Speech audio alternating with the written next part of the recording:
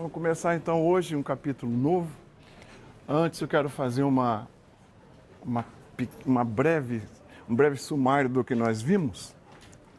Nas duas aulas anteriores, a gente fez um estudo escalar da cinemática, onde nós aprendemos conceitos como posição, deslocamento, velocidade e aceleração, todos esses conceitos tratados escalarmente. Aí na aula seguinte, a gente fez um tratamento matemático rigoroso de vetores. Aprendemos o que é esse ente e aprendemos a trabalhar com ele matematicamente, né? Aprendemos somar, subtrair e fazer operações de produtos entre vetores. A aula de hoje condensa os dois conceitos. Ou seja, nós vamos estender para o caso tridimensional os conceitos que nós aprendemos na cinemática escalar. Então, nós vamos estar falando da cinemática vetorial, tá bom? E é claro que vai haver analogia entre o caso geral, que é o caso tridimensional, e o caso unidimensional. Essas analogias vão nos ajudar muito e, eventualmente, fazer a gente ganhar tempo. Então, repetindo, qual é o fim da aula de hoje? Estudar todos esses conceitos do ponto de vista vetorial. Definir esses vetores, essas grandezas, vetorialmente. Então, vamos lá, primeira analogia. No caso unidimensional, você se lembra, né? Para caracterizar ou para localizar uma partícula, a gente dava um ponto sobre um eixo orientado, né?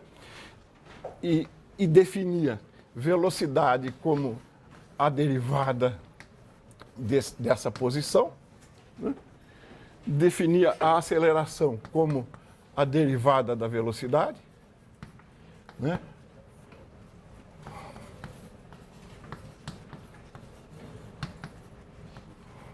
Então, o que a gente faz agora? Qual é o análogo tridimensional disso?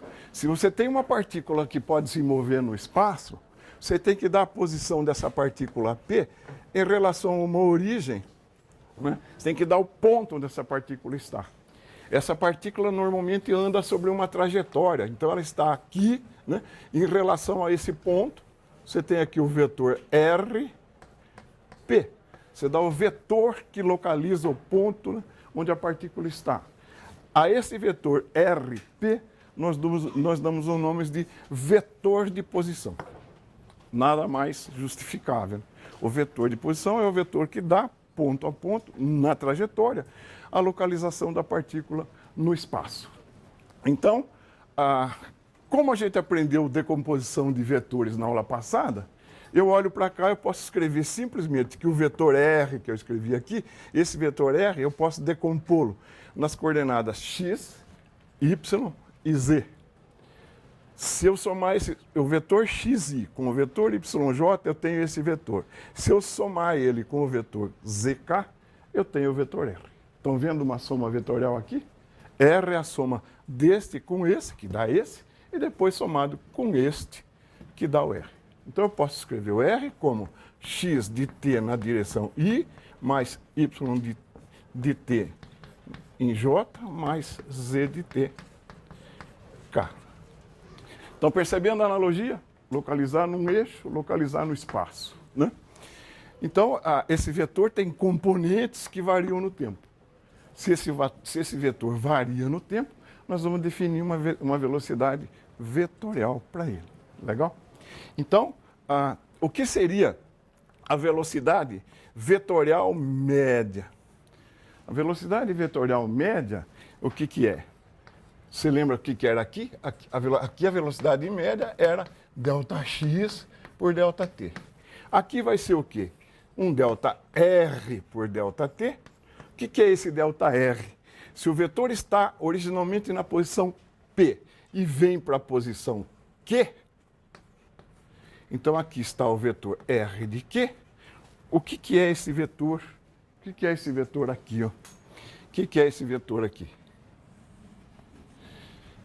ΔR. Por quê? O que é ΔR? ΔR é RQ menos RP. Olha para cá. Se você somar, transpõe isso. Se você somar ΔR com RP, você ganha RQ. Somando ΔR com RP, você ganha ΔQ. Então é o vetor de deslocamento no espaço. Mede de onde a partícula foi, de onde ela saiu, para onde ela chegou. Entendido o que é o vetor de deslocamento? É o vetor que liga dois vetores na história da partícula aqui. Então, com isso, né? Com isso aí, o que a gente pode escrever? O que a gente pode escrever?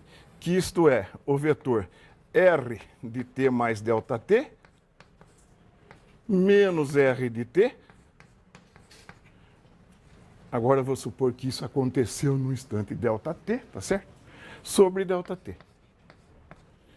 O que eu fiz? No instante a partícula estava aqui, aqui está o R de t, aqui está o R de t mais ΔT, aqui está o vetor ΔR. Legal? Legal? Você está vendo que é muito parecido. Eu estou trocando x por r, pondo uma seta em cima. Daqui a pouco nós vamos entender melhor isso. Então, Vm é ΔR ΔT. O que significaria, então, a velocidade instantânea, em vez de média? É o limite, quando o ΔT tende a zero, de ΔR por ΔT. Tá? Isso aqui o que é? É o limite quando o ΔT tende a zero disso aqui. R de t mais ΔT menos R de t sobre ΔT. Isso recebe um nome. Que nome? O limite da diferença quando o acréscimo tende a zero. Isso é a derivada dr dt. Então, esse é um resultado a aguardar. A velocidade instantânea, tridimensional, é a derivada temporal do vetor de posição. Aí você pode pensar, poxa, mas eu não sei bem derivada de escalar, como é que eu vou fazer derivada vetorial? Sem problema. O que é essa derivada? V, que é dr dt, é d dt de quem? Desse cara aqui. xi mais yj mais zk. O que é isso? Derivada de uma soma, é a soma das derivadas, dx dt i mais dy dt j mais dz dt k. Então, eu transformo a operação de derivar um vetor, parece complicada, em derivada de escalar. As componentes x, y e z são, como nós vimos, escalares. Ora, isso então é a componente i da velocidade. Isso é a componente j dela. E isso é a componente k. Então, nada mais razoável que eu chame isso de Vxi mais Vyj mais Vz k. Componente x da velocidade, componente y, componente z. Entenderam o conceito? Entenderam? Então, derivar vetor é, em última análise, derivar as componentes desse vetor. Tá bom? Nós já vimos a velocidade. Vamos ver a aceleração? A aceleração vetorial? O que é a aceleração vetorial? O que seria a aceleração vetorial média? Né? Um v de t mais ΔT menos v de t sobre ΔT. Isso você pode escrever como ΔV ΔT. É como a velocidade variou daqui para lá. Ora, por analogia, a aceleração instantânea é o limite da aceleração média, ΔR sobre ΔT, quando o ΔT tende a zero, ΔV é isso, né? Então isso dá dV dt. certo? E, como a gente viu na aula agora há pouco, isso é D2R dt quadrado. De novo. Então, o que é a aceleração? A aceleração é dv dt ddt de vxi mais vyj mais vzk. E isso dá, explicitar mais uma vez, dvx dt i mais dvy dt j mais dvz dt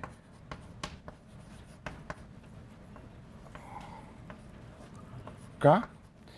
Isso eu chamo de vx, de ax. Isso eu chamo de AY. Isso eu chamo de AZK. Mesma coisa, né?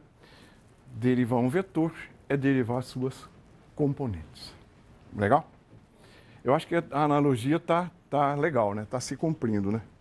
Então, vamos estudar velocidades e acelerações através de suas componentes.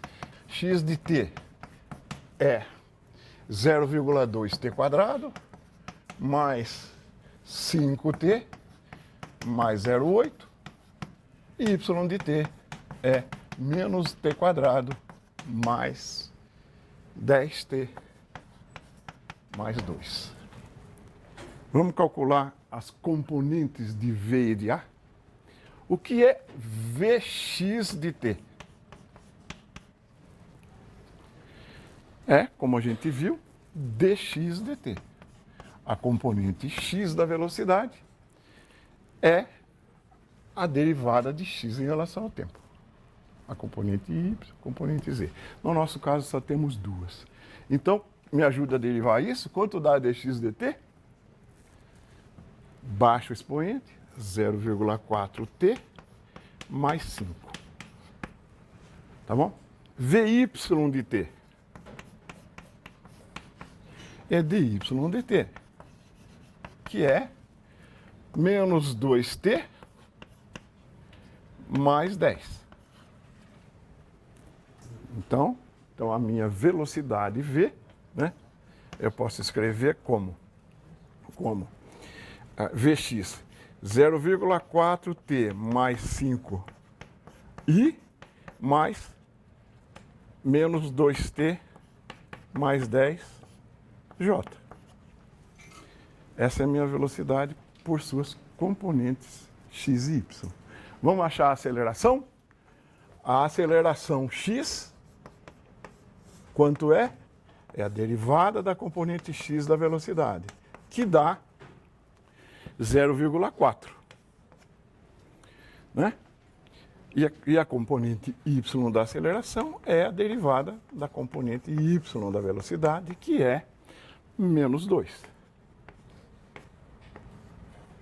Ou seja, o meu vetor aceleração é 0,4i, a componente x da aceleração é constante, e a de y também. Então, esse é um caso de aceleração, né?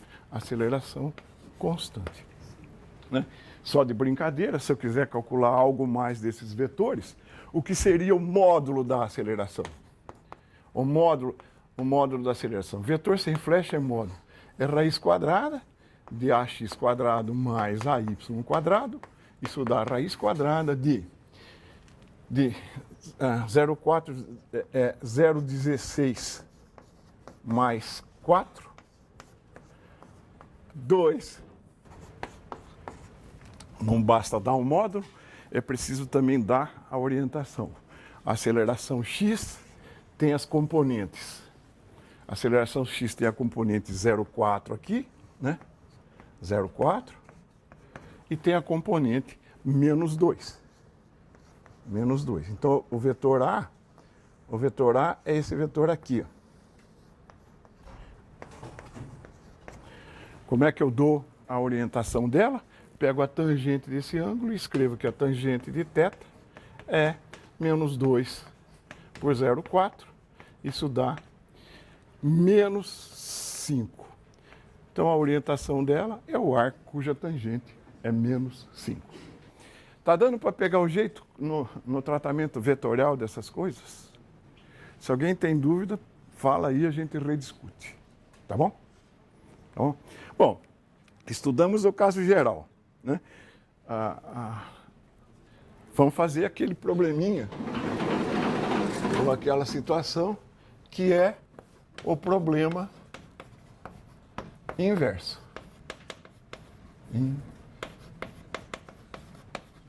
Problema inverso. No caso unidimensional, você se lembra que como V é dx dt, no caso 1D, né? Como V é dx dt, se V é a derivada da posição, a posição é a antiderivada ou a integral do vetor V. Lembra-se disso, do caso unidimensional? Se um é a derivada do outro, o outro é a antiderivada do 1. Como é que a gente faz isso no caso 2D ou 3D? Né? R menos R0, em vez de x menos x0, é igual a integral de t0 até t, de quem? Do vetor velocidade v de t dt. Né? Não precisa ficar maluco, esse vetor tem 3 componentes, então isso aqui o que é? É a integral de t0 a t, de v de x de t dt, na direção mais... Então eu volto a fazer a integral, a calcular uma integral de uma função escalar. Não tem que assustar com vetor. A gente sempre trabalha com as componentes. E o que é... Então, no caso 1D também, né, a aceleração era dv dt. Então, v menos v0 era a integral da aceleração. No nosso caso, o que é v menos v0? É a integral desde t0 até t de a de t dt. Esse procedimento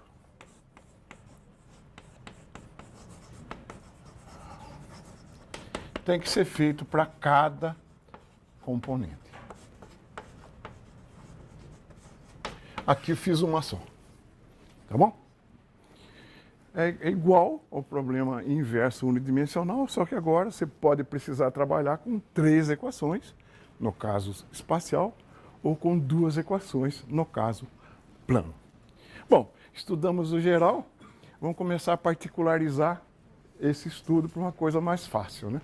Vamos pegar o caso de aceleração constante. E vamos pensar no caso bidimensional. Se a aceleração é constante, ela sempre pode ser escrita, qualquer aceleração sempre pode ser escrita assim. Então, se ela é constante, se um vetor é constante, suas componentes são. Então, AX e AY são constantes. Então, na direção X, eu tenho um movimento MRUA.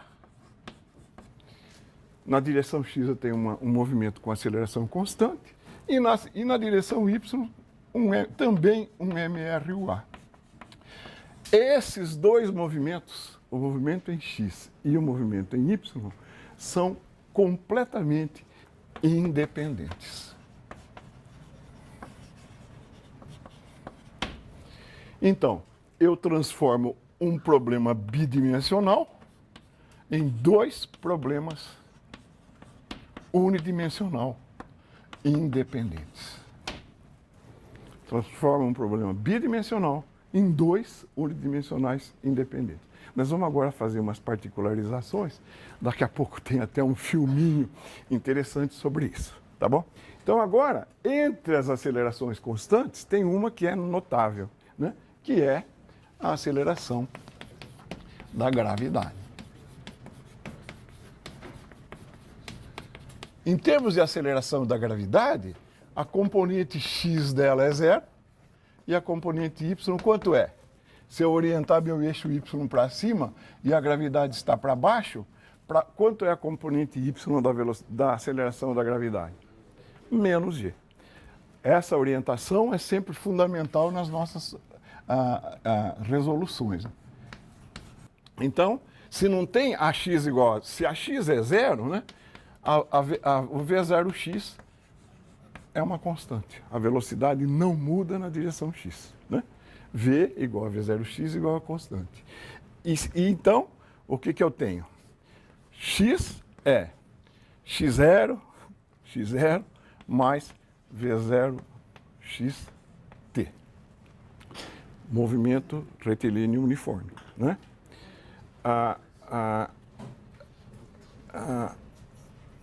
Vx é v0x, que é constante. Certo? Por uma velocidade constante, você tem MRU. E na direção y, Vy é v0y menos gt, equação MRUV na direção y, e y igual y0 mais v0yt menos meio de gt quadrado. Essas são, então, as equações que regem o movimento sob a ação da gravidade. Então, existe essa informação. Esses dois movimentos são independentes.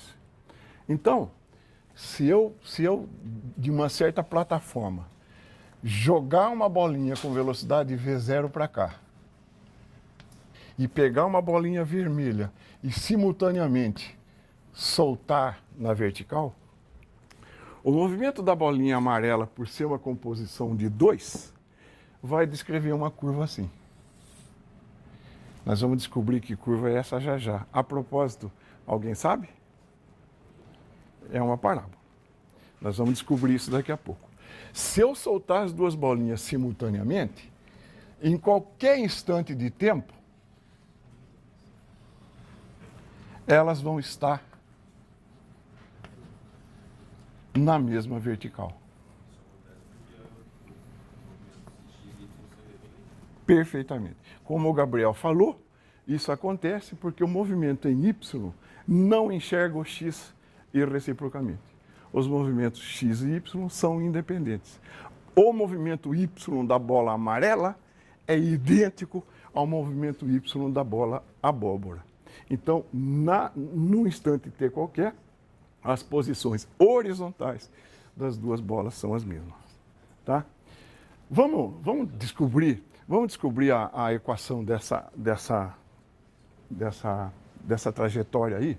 Ó, no movimento x, né, você tem que equação da trajetória.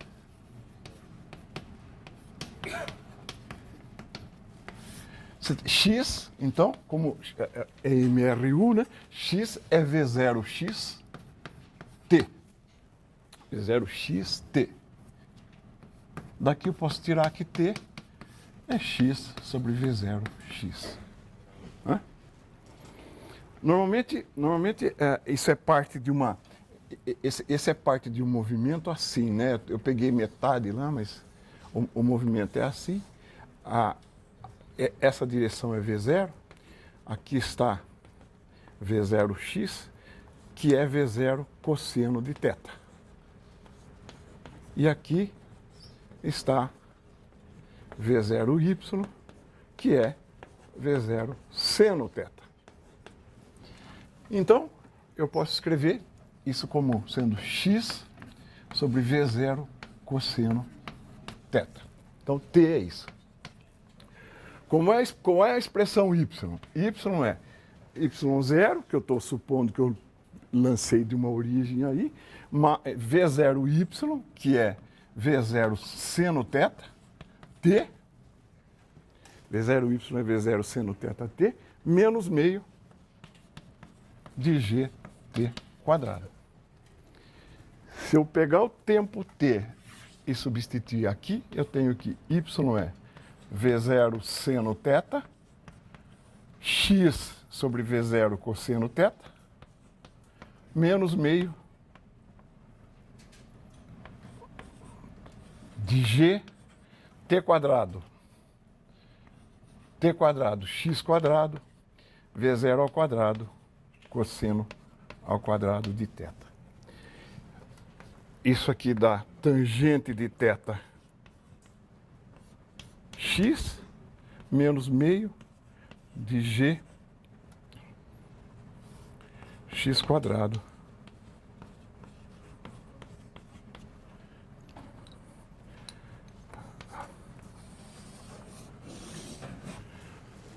AX. Só pode fazer isso igual, por exemplo, o tempo ao espaço dividido pelo V0 cosseno θ.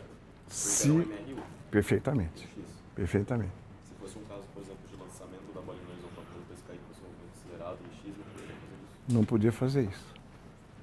Tá bom? Então, AX menos AX mais BX2, aqui é quadrado, é a equação de uma. Que equação é essa? Y igual a ax quadrado mais bx. Essa equação é uma parábola. A concavidade dela é para cima ou para baixo? A concavidade é a boca, né? A boca é para baixo, porque o coeficiente do termo quadrático é negativo. Então é essa parábola aqui. Legal? É essa parábola aí. Então eu vou agora mostrar um filminho para terminar a aula.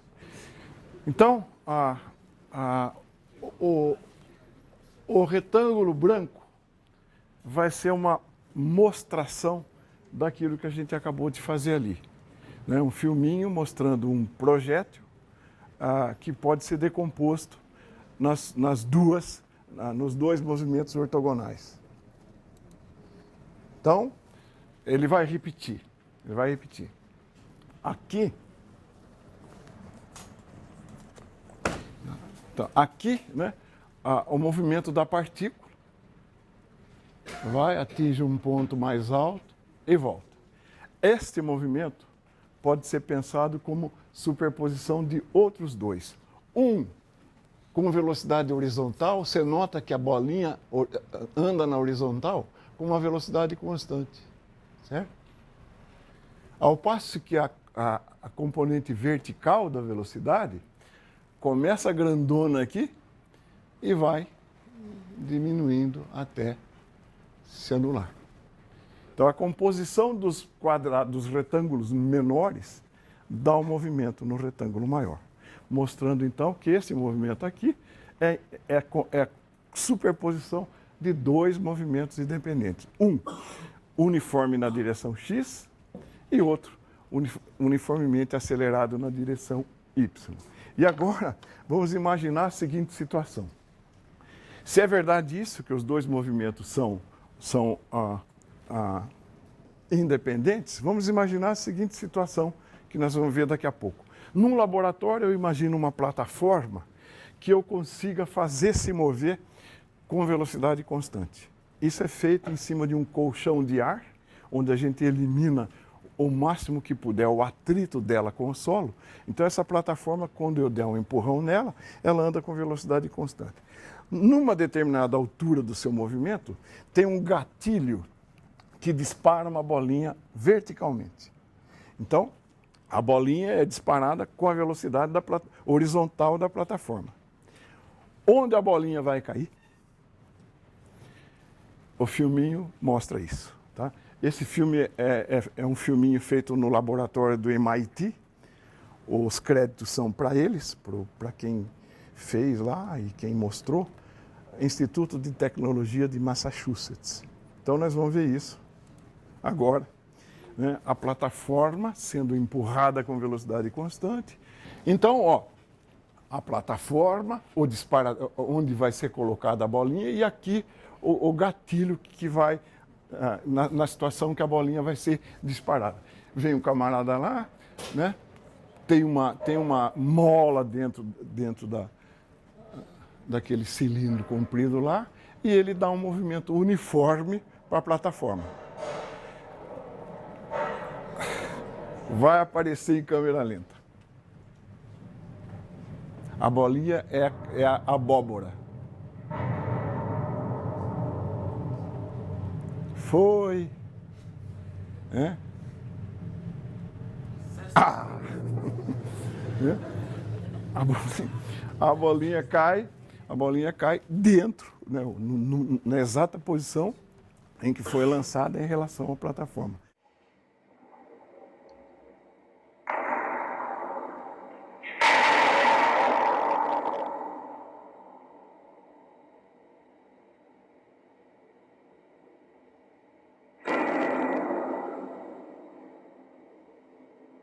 Quem está na plataforma vê a bolinha fazer o quê? Se você montar na plataforma e olhar para cima, o que você vê? Apenas o movimento vertical da bolinha. Se você monta na plataforma, você adquire a velocidade que ela tem, portanto, velocidade relativa nula em relação a ela, então você vê a bolinha descrever só o movimento que estava no quadrado, no retângulo esquerdo do nosso lado. Legal, né? Nós vamos fazer um exercício bobinho, só para fixar as ideias, que é o seguinte. Você está vendo um penhasco lá? Uma bola é lançada na direção X com velocidade de 10 metros por segundo. Né? A gente pede para descrever, então a velocidade é lançada com... A bola é lançada com velocidade V0x igual a 10 metros por segundo, né? E a gente pede para descrever o movimento da bola. Isso significa achar x, y, vx, vy. Né? Descrever o movimento e achar vx, vy. Então, tá bom? Ora, se a bola é lançada na horizontal e está sujeita à aceleração da gravidade, vx é v0x, que é constante, que é 10 metros por segundo. A velocidade da bola não muda, né? E a velocidade y, né? Eu tomo a origem no ponto de lançamento, y0 igual a v0 igual a zero, a velocidade y é 0 menos gt, que é menos 9,8t. Tá? A componente x é a componente de um movimento MRU, então dá V0xt, tá? Que é 10t, e a componente y simplesmente é menos meio de gt quadrado, que é igual a menos 4,9t quadrado. Tá? Então essas coisas estão ali, né? Só para efeito de completeza, achar, por exemplo, um ângulo que essa velocidade faz num determinado tempo. Em t igual a 1 segundo, você tem que Vx é 10, não muda, né? E Vy é menos 9,8. Tá? Então, essa velocidade é uma velocidade que tem uma componente 10 aqui, né, e 9,8 aqui. O ângulo que ela faz com a horizontal, por exemplo, é esse ângulo aqui, φ. Né? Então aqui está Vx, aqui está Vy. O ângulo φ é aquele cuja tangente vale menos 9,8 por 10. Que é menos 0,98. Isso só para lembrar que a gente especifica um vetor dando tudo dele, né? Modo, direção e sentido. Um exercício bobinho, só para fixar as ideias no que a gente acabou de ver. E agora, eu vou abrir mão da tela e fazer como fiz na primeira parte da aula. Na base do... Só antes disso, verificar que nós vamos estudar movimento de projétil.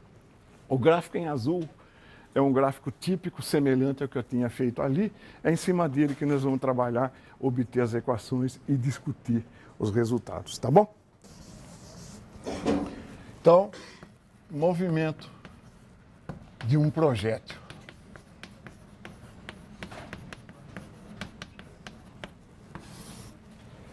A gente dá o nome de projétil, né, a qualquer objeto lançado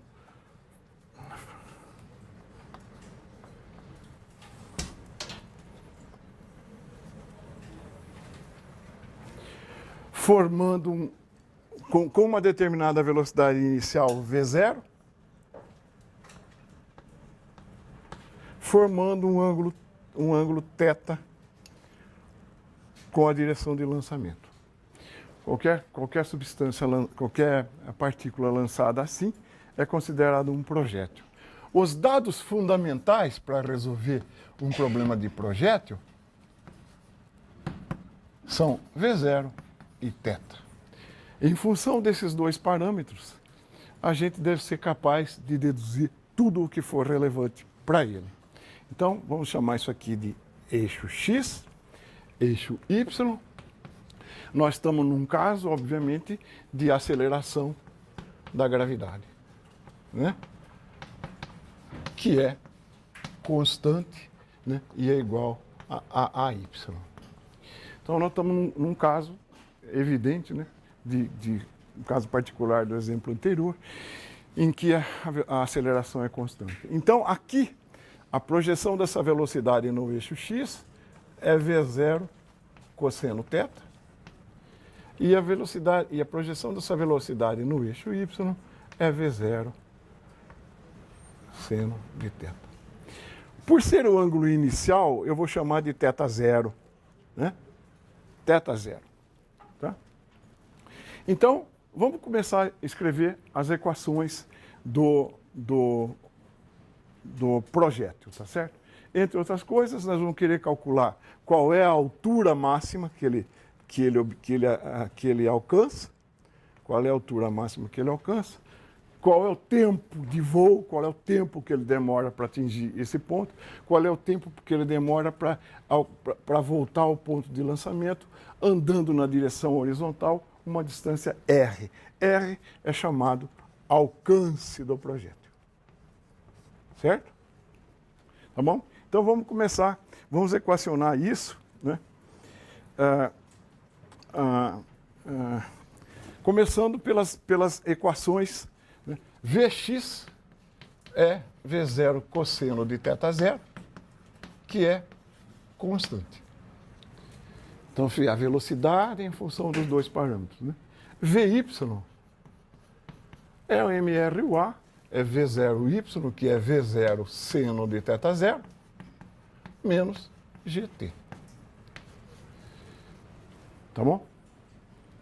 Vy é v0 seno de θ0 mais vt. Como é que eu faço para determinar a altura máxima?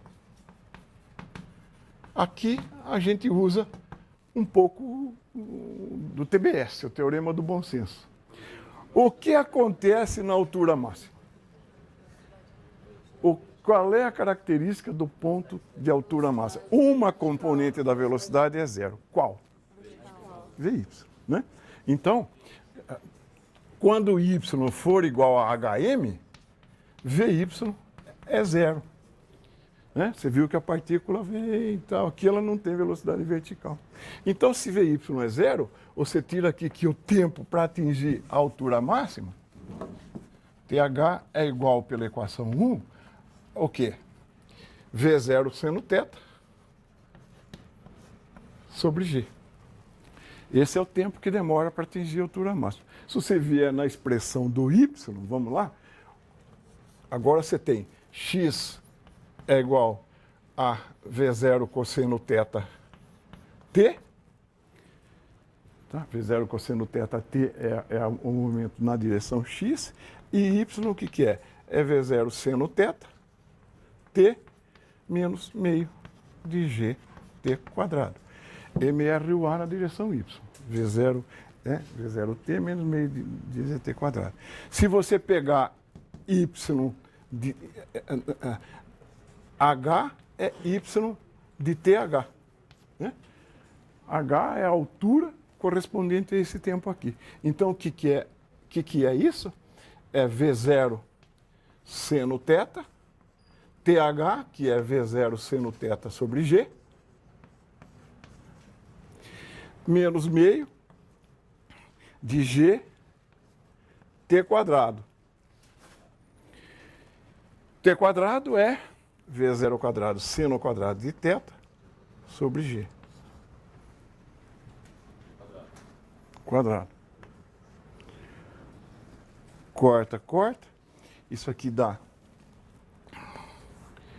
V0 ao quadrado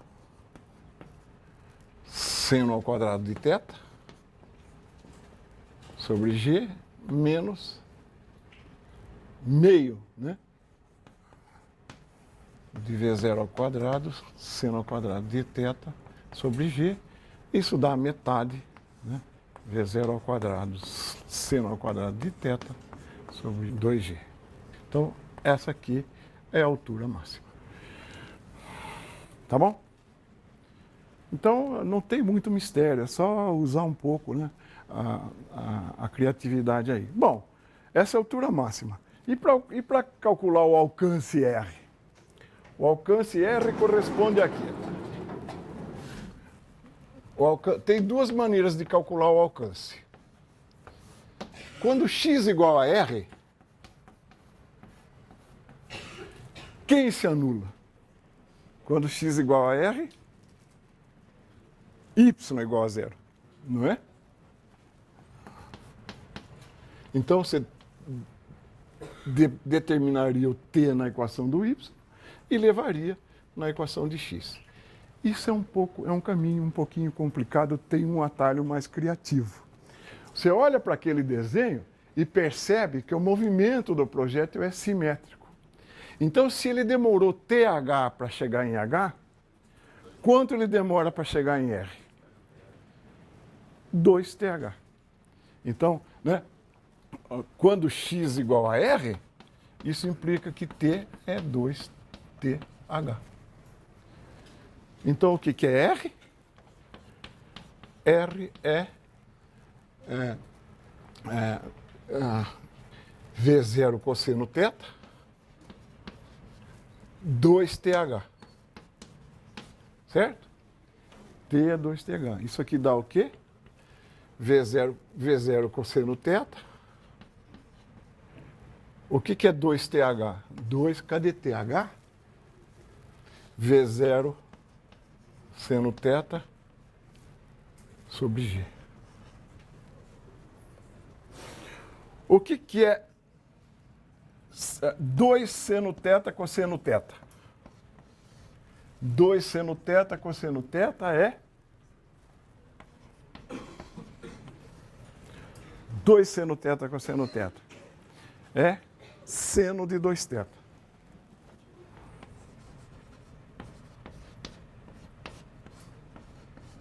Por quê? Seno de θ mais θ, que é 2θ, dá o quê? Seno θ cosseno θ mais cosseno θ seno θ. Isso aqui dá 2 seno θ cosseno θ. Então, o alcance R é V0 ao quadrado seno de 2θ sobre G. Tá bom? Você vê que tudo que a gente está deduzindo aparece em termos dos dois parâmetros fundamentais no lançamento de projétil, que são V0 e θ. Aqui tem uma coisa curiosa. Quando que o alcance é máximo? O alcance é máximo quando esse seno valer 1, né? Então, seno de 2θ igual a 1, então θ é igual a π sobre 4. Ou seja, para se lograr o máximo alcance de um projétil, ele deve ser lançado. 2θ igual a π sobre 2. θ igual a π sobre 4. Então, para se lograr o máximo alcance quando se lança um projétil, ele deve ser lançado a 45 graus, com a horizontal. E aqui tem um outro aspecto, né? Seno de 2θ ou seno de π menos 2θ são iguais. O seno de ângulos suplementares é o mesmo, né? Então, θ e π sobre 2 menos θ,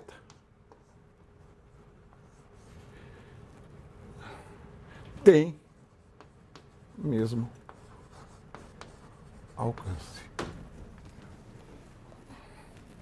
Ou seja, se eu pegar esse projeto, é que eu fiz um projeto quase com a 45, mas se eu pegar um projeto assim, se eu lançar um projeto assim, com esse ângulo aqui, ele vem, cai aqui. Se eu lançar com o ângulo complementar dele, né, ele vem e cai aqui. O alcance para os dois é o mesmo, né?